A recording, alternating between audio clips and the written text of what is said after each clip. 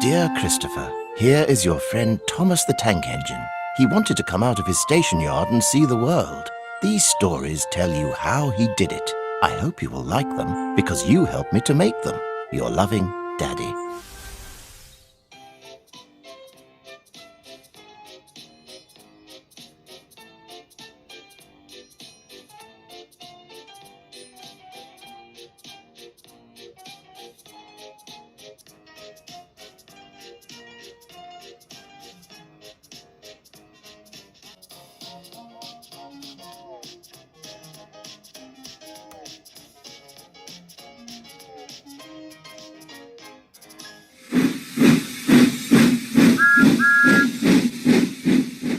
Beautiful morning on the island of Sodor. Thomas the Tank Engine's blue paint sparkled in the sunshine as he puffed happily along his branch line with Annie and Clarabelle. He was feeling very pleased with himself.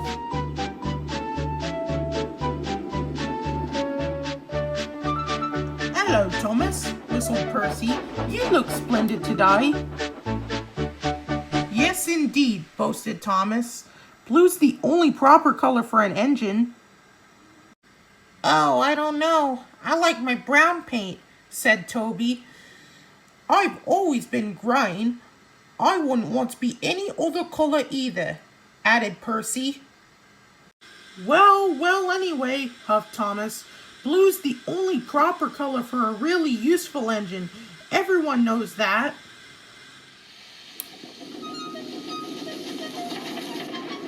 Percy said no more. He just grinned at Toby.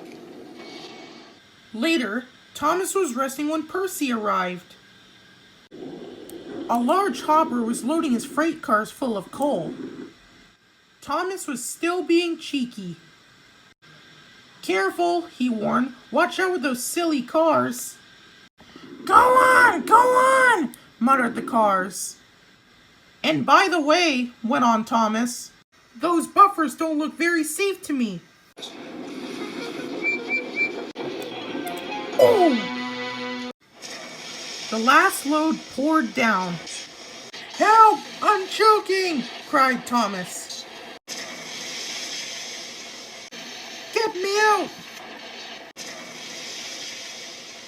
Percy was worried, but he couldn't help laughing.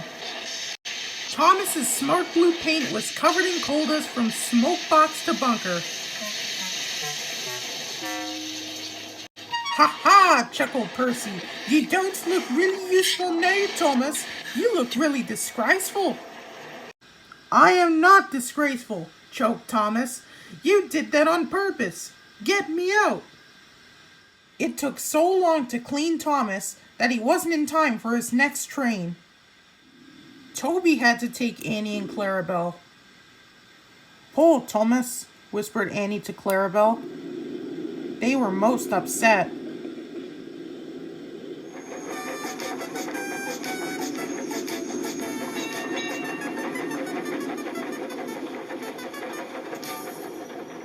Thomas was grumpy in the shed that night. Toby thought it a great joke. But Percy was cross with Thomas for thinking he had made his paint dirty on purpose. Fancy a really useful blue engine like Thomas becoming a disgrace to Sir Topham Hatt's railway.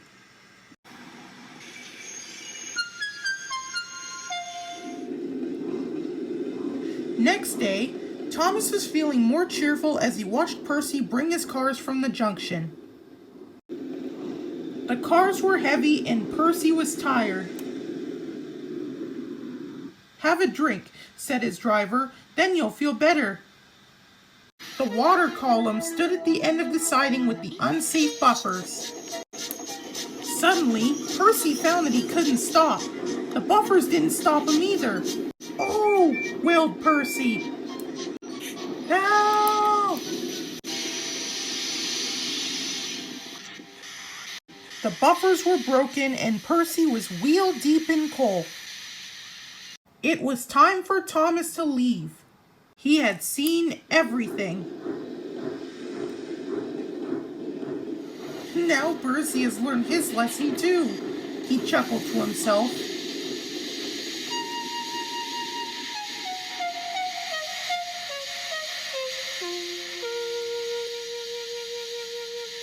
That night, the two engines made up their quarrel.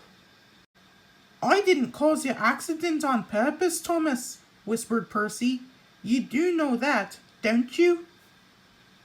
"Of course," replied Thomas. "And I'm sorry I teased you. Your green paint looks splendid again, too. In future, we'll both be more careful of coal."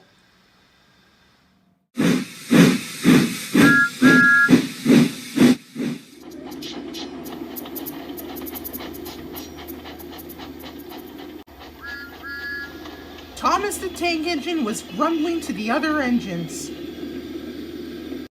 "I spend my time pulling coaches about, ready for you to take out on journeys." The other engines laughed. "Why can't I pull passenger trains too?" "You're too impatient," they said. "You'd be sure to leave something behind." "Rubbish," said Thomas. "I'll show you." One night, he and Henry were alone. Henry was ill. The men worked hard, but he didn't get better. He felt just as bad next morning. Henry usually pulled the first train, and Thomas had to get his coaches ready. If Henry is ill, he thought, perhaps I shall pull his train. Thomas ran off to find the coaches. Come along, he fussed. There's plenty of time, they grumbled. Thomas took them to the platform and wanted to run around in front at once. But his driver wouldn't let him. "Don't be impatient, Thomas," he said. The people got in, the conductor and station master walked up and down, and the porter banged the door. But still, Henry didn't come. Sir Topham Hatt came to see what was the matter, and the conductor and station master told him about Henry. "Find another engine," he ordered. "But there's only Thomas," they said. "Well, you'll have to do it then, Thomas. Be quick now."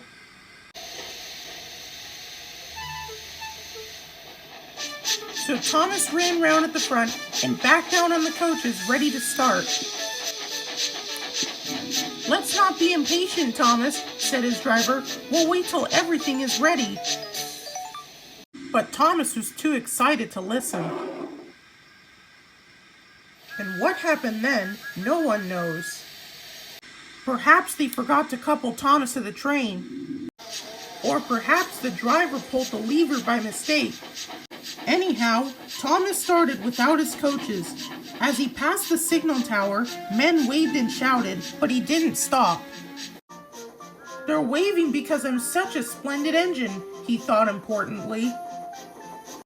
"Henry says it's hard to pull trains, but I think it's easy." "Hurry, hurry," he puffed, pretending to be like Gordon.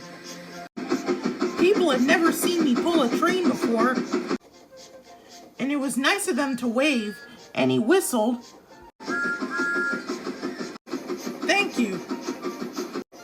And then he came to a signal at danger. "Bother," he thought, "I must stop. And I was going so nicely too. What a nuisance signals are." And he blew an angry beep beep on his whistle. The signalman ran up. "Hello, Thomas," he said. "What are you doing here?" "I'm pulling a train," said Thomas. "Can't you see?" "Well, where are your coaches then?" Thomas looked back. "Why, bless me," he said, "if we haven't left them behind." "Yes," said the signalman. "You better go quickly and fetch them." Poor Thomas was so sad, he nearly cried. "Cheer up," said his driver. "Let's go back quickly and try again."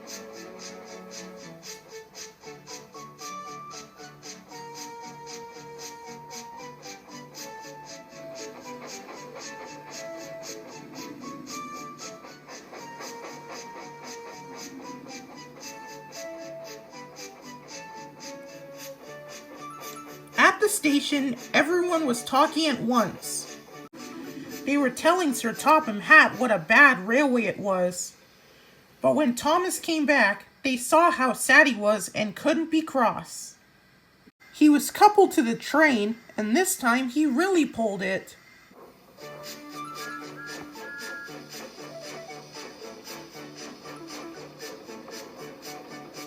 Afterwards, the other engines laughed at Thomas and said, "Look, there's Thomas who wanted to pull a train, but forgot about the coaches." But Thomas had already learned not to make the same mistake again.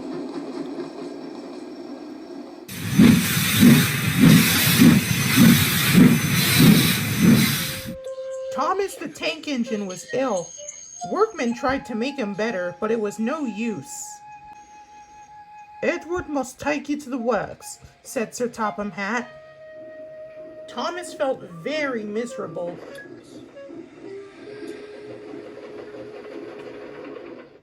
And then Sir Topham Hatt spoke to Duck. "I want you to help Percy and Toby while Thomas is away."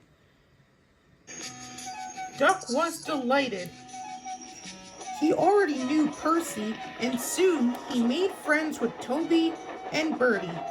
Terence the tractor gave him a big welcome too. "Take care of Thomas's coaches," he advised. "He's sure to miss them while he's away."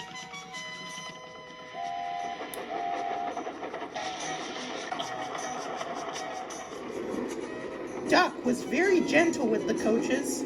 Annie and Clarabelle were impressed. "Such nice manners," they told each other. "It really is a pleasure to go out with him."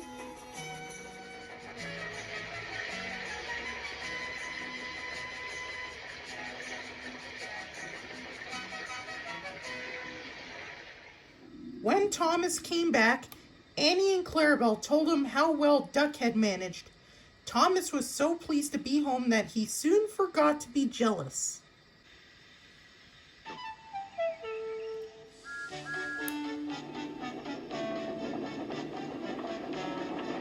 The workers have left Thomas's handbrake very stiff. It made his brakes seem like they were on, when in fact they were not. As a result, he and his coaches often overran the platform. Thomas found this most embarrassing.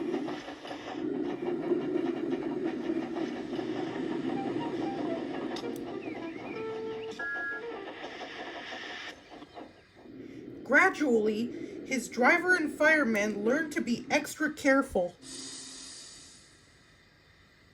But one day, Thomas's fireman was ill and a relief man took his place.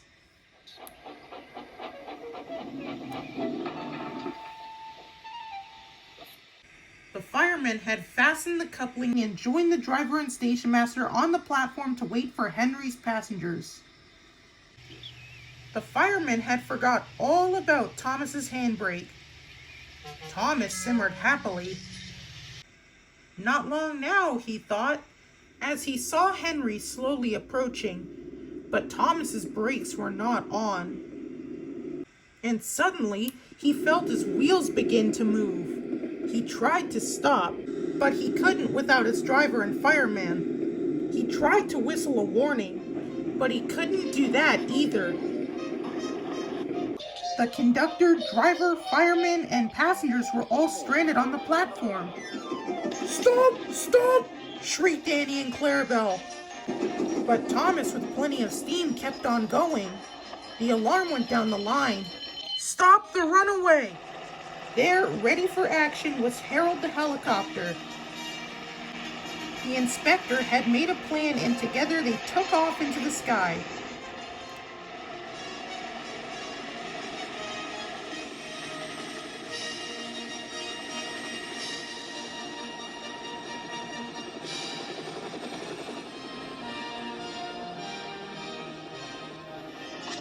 At last, Thomas was tiring. "I need to stop. I need to stop," he panted wearily. As they neared the next station, Thomas saw Harold land. They entered the platform slowly for the inspector to act. Judging his moment, the inspector scrambled into the cab and screwed the brakes on. At last, Thomas stopped. Both he and the inspector were very relieved. Then they thanked Harold. "Think nothing of it. Glad to be at service any time."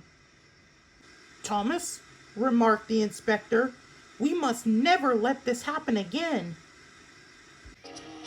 Wearily, Thomas agreed with them.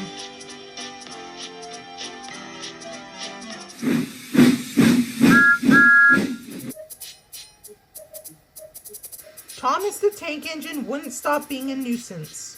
Night after night, he kept the other engines awake. "I'm tired of pushing coaches.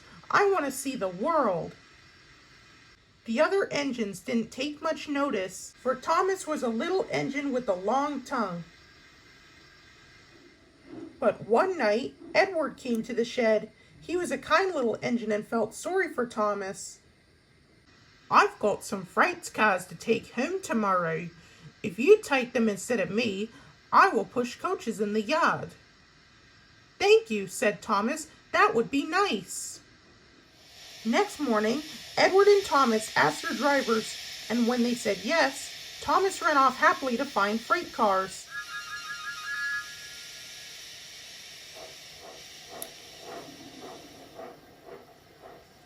Now the freight cars were silly and noisy. They talked a lot and don't attend to what they are doing. And I'm sorry to say that they played tricks on an engine who is not used to them. Edward knew all about the freight cars, and he warned Thomas to be careful, but Thomas was too excited to listen.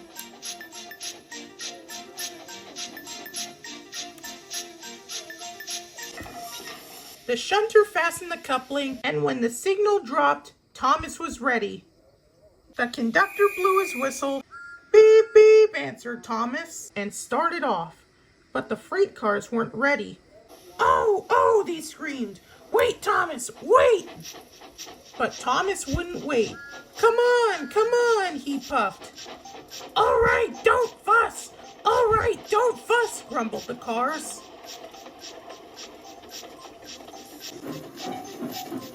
Thomas began going faster and faster. "Whee!" she whistled as he rushed through Henry's tunnel.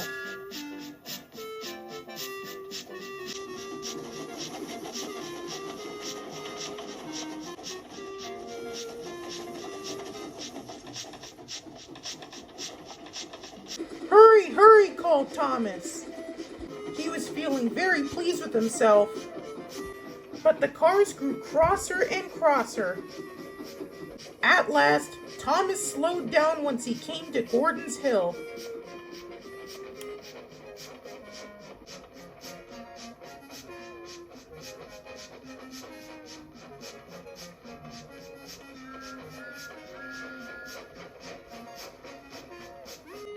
"Steady now, steady," warned the driver as they reached the top. The driver put on the brakes. We're stopping," called Thomas. No, answered the cars, bumping into each other. Go on! And before the driver could stop them, they had pushed Thomas down the hill. And were rattling and laughing behind him. Poor Thomas tried hard to stop them from making him go too fast. Stop pushing, he hissed. But the cars took no notice. Go on, they giggled in their silly way. There's the station. Oh dear, what shall I do? Cried Thomas. He rattled straight through and swerved into the goods yard. Thomas shut his eyes. Ooh, I must stop. When he opened his eyes, he saw he had stopped just in front of the buffers. There watching him was Sir Topham Hatt. What are you doing here, Thomas? He asked. I brought Edward's freight cars, Thomas answered. Why did you come so fast? I didn't mean to, I was pushed. said Thomas. You've got a lot to learn about freight cars, Thomas. After pushing them about here for a few weeks, you'll know almost as much about them as Edward. Then you'll be a really useful engine.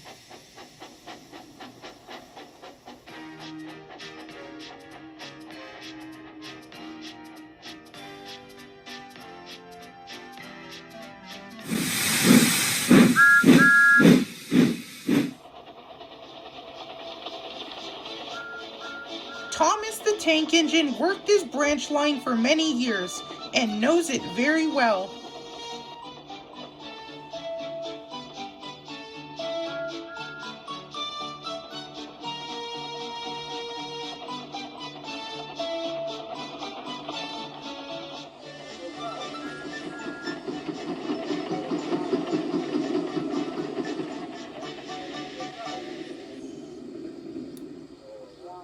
You know just where to stop, Thomas, laughed his driver. You could almost manage it without me. Thomas had become conceited. He didn't realize his driver was joking. Later, he boasted to the others. Driver says I don't need him now, he told the others. Don't be so daft, snorted Percy. I never go without my driver, said Toby earnestly. I'd be frightened. Pooh, boasted Thomas. I'm not scared. You never dare. I would then, you'll see. The next day, the firelighter came. Thomas drowsed comfortably as the warmth spread into his boiler. Percy and Toby were still asleep. Silly stick in the muds, he chuckled. I'll show them. Driver says I can manage without him. I'll just go out and then I'll stop and wheesh! That'll make them jump. Thomas thought he was being clever, and really he was only moving because a careless cleaner had meddled with his controls. He soon found his mistake. He tried to wheesh, but he couldn't. He tried to stop, but he couldn't. He just kept rolling along. He didn't dare look at what was coming next. There was the station master's house. The station master was about to have breakfast. Horrors! Cried Thomas and shut his eyes. The house rocked. Broken glass tinkled. Plaster was everywhere. Thomas had collected a bush on his travels. He peered into the room through his leaves, and he couldn't speak. The station master was furious. His wife picked up her plate. You miserable engine, she scolded. Just look what you've done to our breakfast. Now I shall have to cook some more. She banged the door. More plaster fell. This time it fell on Thomas. Thomas felt depressed. Workmen propped out the house with strong poles and laid rails through the garden. Then the Scottish twin engines Donald and Douglas arrived.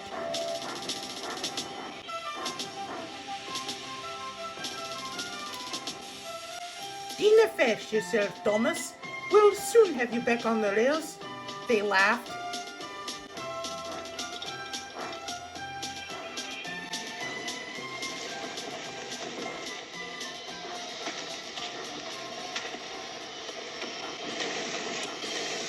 Donald and Douglas, puffing hard, managed to pull Thomas back to safety. Bits of fencing, the bush, and a broken window frame festooned his front, which was badly twisted. The twins laughed and left him. Thomas was in disgrace. There was more to come. You're in a lot of trouble, Thomas. Oh no, sir. I'm sorry, sir. Thomas's voice was muffled behind his bush. You must go to the works and have your worn parts mended. It will be a long job. Yes, sir. Meanwhile, A diesel rail car will do your work. Diesel, sir? Thomas spluttered. Yes, Thomas. Diesels always stay in the sheds till they are wanted. Diesels never gallivant off to breakfast in station masters' houses.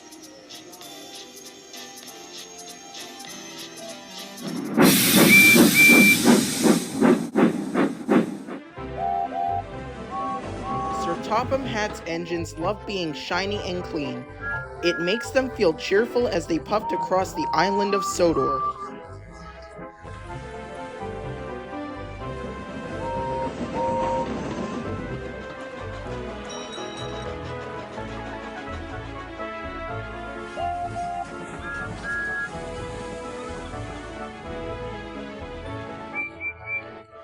Percy often has the dirtiest work to do, but he likes to be clean as well as any other engine.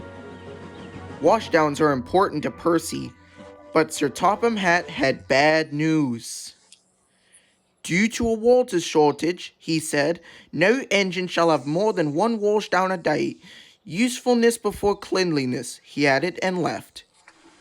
Percy was upset. I get dirty, he complained. I need washdowns. Gordon only does it to feel important. I am important, Gordon sniffed. I'm an express engine. You're a pouty puffer, Percy, teased James. No, I'm not, wheezed Percy, and he chuffed away. Percy was loading freight cars at the docks. He was trying extra hard to stay clean, but the troublesome trucks were being naughty. As Percy pushed them under the coal chute, they sang out, on, they cried. Percy found himself under the chute, and coal dust flew everywhere. Oh no, coughed Percy. I'm filthy. Percy felt awful, but he knew he had to carry on. On the way to Callan Station, the troublesome trucks teased Percy even more. Clickety-clack! Don't look back! Dirty Percy's on our track! Be quiet! Percy snapped.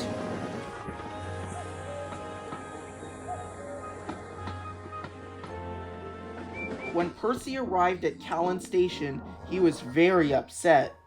From now on, I'm only doing work where I won't get dirty.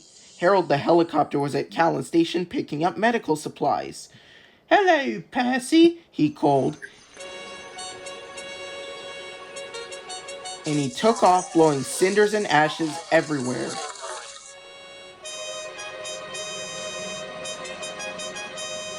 Not again, cried Percy. I want a washdown. Usefulness before cleanliness, reminded his driver. I want to be useful where I can't get dirty, Percy huffed. There's a load of sugar going to the chocolate factory, his driver said. We can take the sugar cars. Sugar, said Percy. That's nice and clean. Percy was pleased.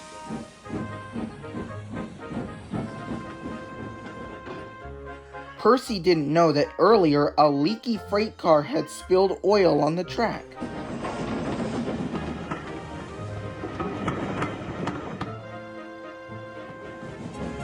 When he approached the chocolate factory, his driver applied the brakes, but Percy's wheels just skidded on the oily rails. Oh no! hooted Percy.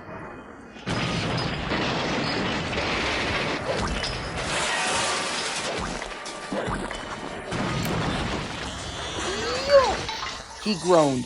I've never been this dirty.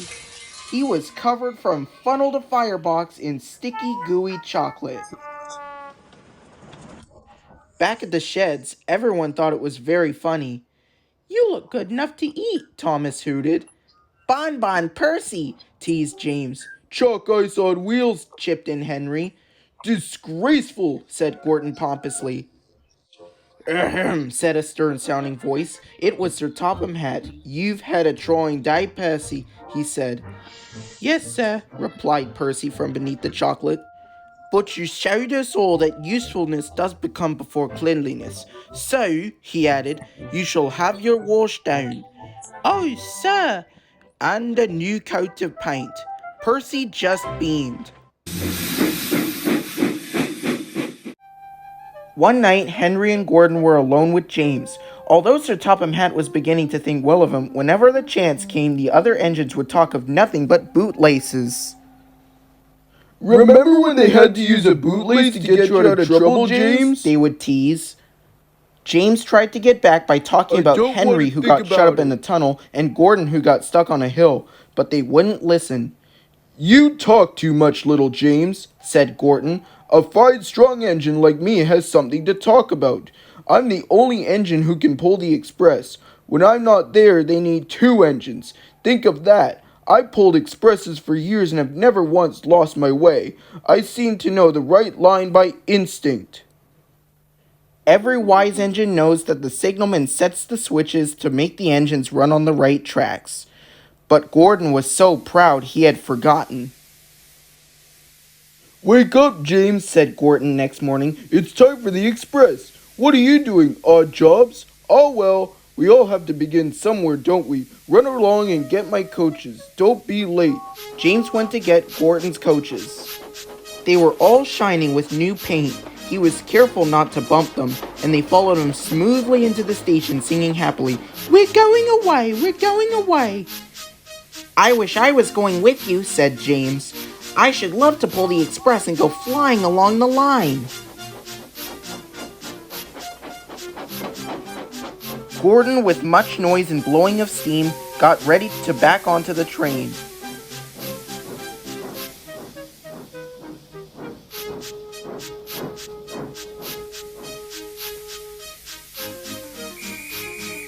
Sir Topham Hatt was on the train with other important people, and as soon as they heard the conductor's whistle, Gordon started. Look at me now, look at me now, he puffed, and the coaches glided after him.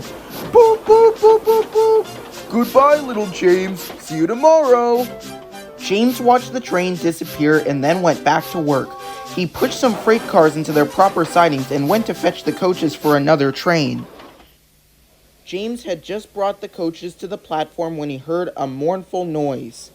There was Gordon trying to sneak into the station without being noticed. "Hello, Gordon. Is it tomorrow?" asked James. Gordon didn't answer. He just let off steam feebly. "Did you lose your way, Gordon?"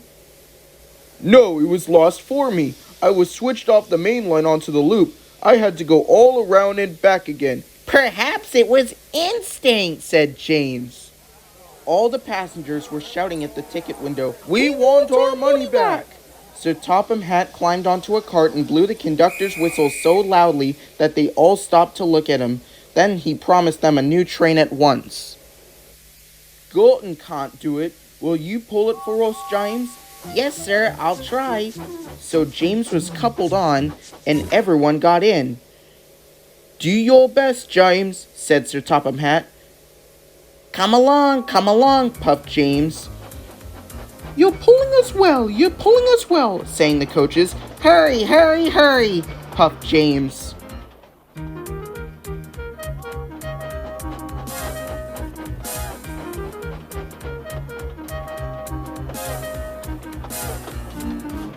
Bridges and stations flashed by, the passengers cheered, and they soon reached the station. Everyone said thank you to James, and Sir Topham Hatt was very impressed. Well done. Would you like to pull the express sometimes? Yes, please, answered James. Next day when James came by, Gordon was pushing freight cars.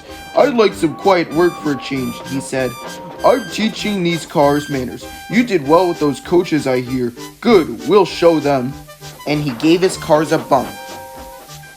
James and Gordon are now good friends. James sometimes takes the express to give Gordon a rest. Gordon never talks about bootlaces, and they're both quite agreed on the subject of freight cars.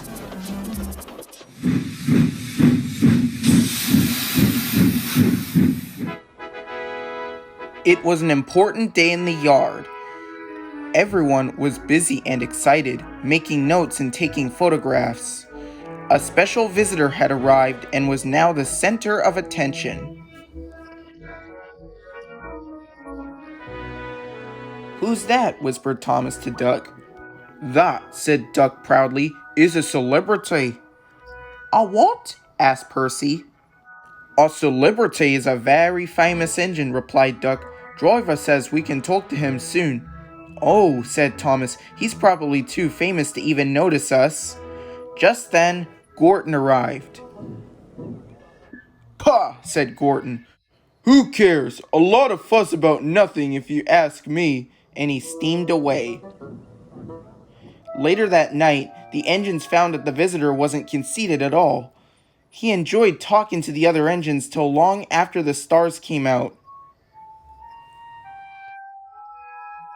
He left early next morning. Gorton was still complaining. Good riddance, he grumbled, chattering all night. Who is he anyway? Duck told you, replied Thomas. He's famous. As famous as me? Nonsense. He's famouser than you. He went 100 miles an hour before you were even thought of. Puh, so he says, huffed Gorton, but I didn't like his looks. He's got no dome. Never trust domeless engines. They're not respectable. I never boast, but I'd say that 100 miles an hour would be easy for me. Goodbye. Duck took some freight cars to Edward's station. Hello, called Edward. That famous engine came through this morning. He whistled to me. Wasn't he kind? He's the finest engine in the world, replied Duck. Then he told Edward what Gorton had said. Take no notice, soothed Edward. He's just jealous. He thinks no engine should be famous but him. Look, he's coming now. Gorton was running very fast. His wheels pounded the rails. He did it, I'll do it. He did it, I'll do it. Gorton's train rocketed past and he was gone. He'll knock himself to bits, chuckled Duck.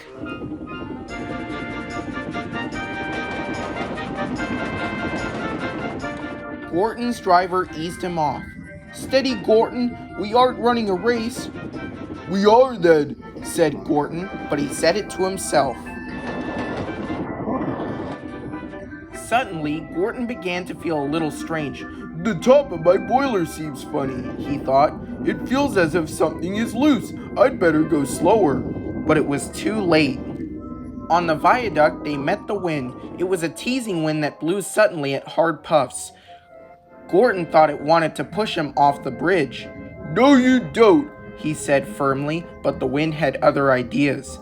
It curled round his boiler, crept under his loose dome, and lifted off and away into the valley below.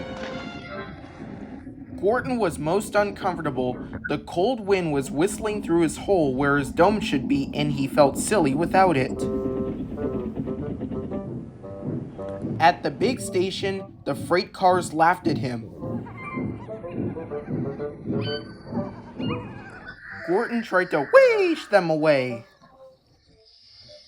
but they crowded round no matter what he did.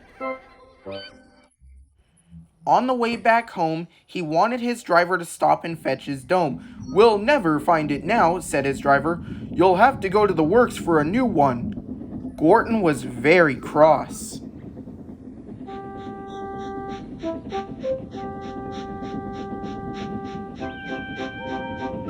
I hope the shed is empty tonight, he huffed to himself.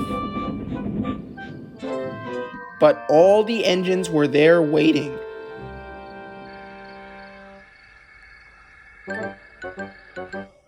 Never trust domeless engines, said a voice from somewhere behind him. They aren't respectable.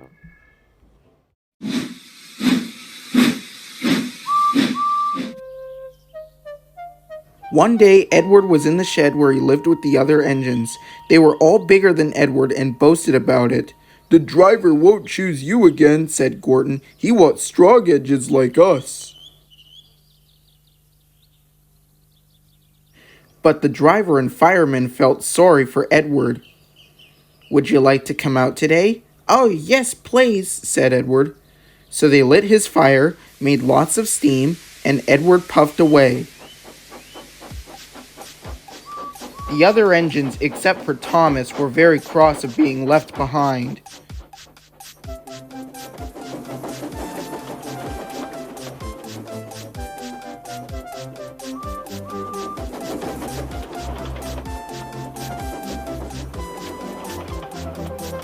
Edward worked hard all day. The coaches thought he was very kind and the driver was very pleased.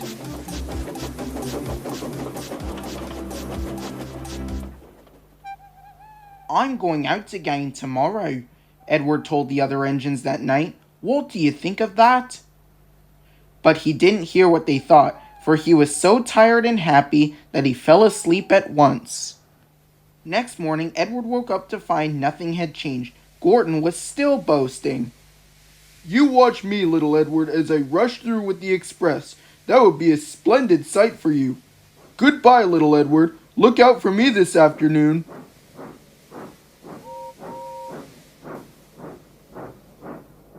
Edward went off to do some shunting. He liked shunting. It was fun playing with freight cars. He would come out quietly and give them a push. Then he would stop and the silly freight cars will go bump into each other. Ow! They cried. Whatever is happening?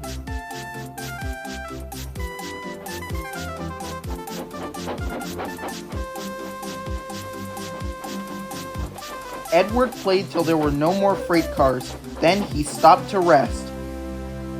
Presently, he heard a whistle. Gordon was cross.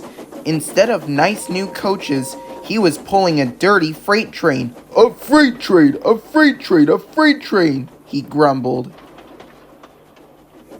The shame of it, the shame of it, oh, the shame of it. Edward laughed and went to find some more freight cars. Then there was trouble. "Gordon can't get up the hill," the porter called to Edward's driver. "Will you take Edward and push him, please?" They found Gordon halfway up and very cross. His driver and fireman were talking to him severely. You're not trying. I can't do it, said Gordon. The noisy freight cars hold an engine back so. Edward's driver came up. "We've come to push." No use at all, said Gordon. "You wait and see," replied Edward's driver. They brought the train back to the bottom of the hill.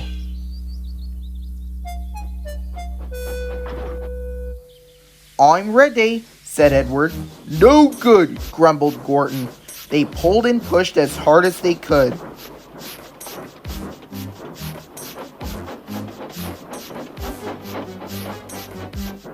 I can't do it, I can't do it, I can't do it, puffed Gordon. "I will do it, I will do it, I will do it," puffed Edward. Edward pushed and puffed and pushed as hard as ever he could. And almost before he realized it, Gordon found himself at the top of the hill. I've done it, I've done it, I've done it, he said proudly.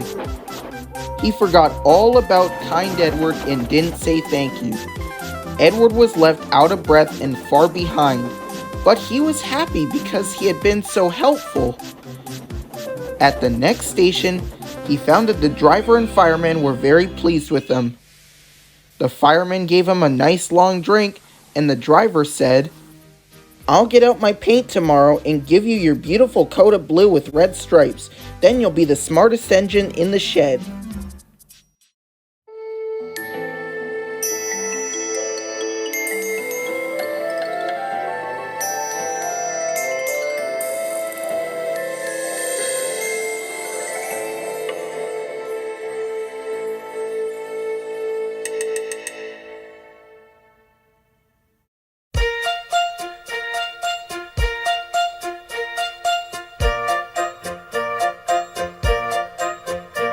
He's a really useful engine, you know.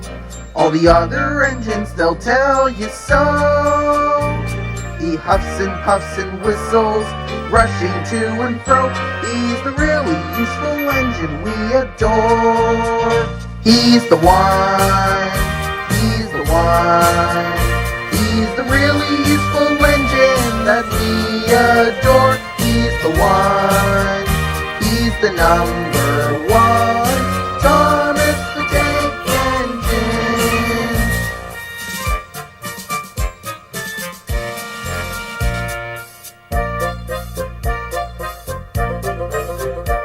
He's a really useful engine, you know.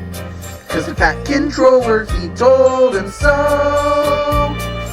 Now he's got a Branchline to call his very own. He's the really useful engine we adore. He's the one. He's the one. He's the really useful engine that we adore. He's the one. He's the number one. Thomas the Tank Engine. Little blue train. He's always there whenever you need a hand. If you need help with the situation, who comes into mind? He's the one. He's the one.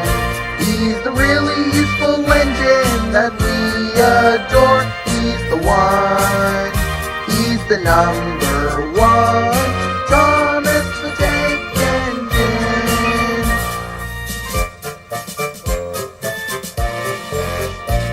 He's a really useful engine, He's a really useful engine. Maybe little, but he's never slow. Stand back in amazement, just to watch him go. He's the really useful engine we adore. He's the one. He's the one. He's the one. He's the one. He's the really useful engine that we adore. He's the one. He's the number one.